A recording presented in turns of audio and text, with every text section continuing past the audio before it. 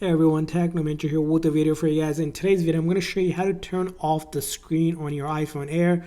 So you may notice the display is on even after the phone is locked.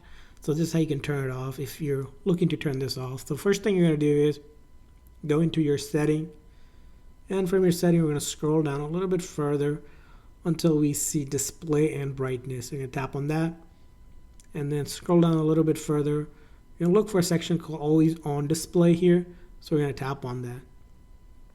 The always on display, basically this one turned on, it's going to keep your screen on even when it's locked. So we need to turn that setting off. This way when you lock the phone, it is now, the screen is turned off. The phone is still on. If you tap on it, you can still get to your phone. It just won't be on always. And this is a great way to save a little bit battery, especially as you can see here, it says it right here as well.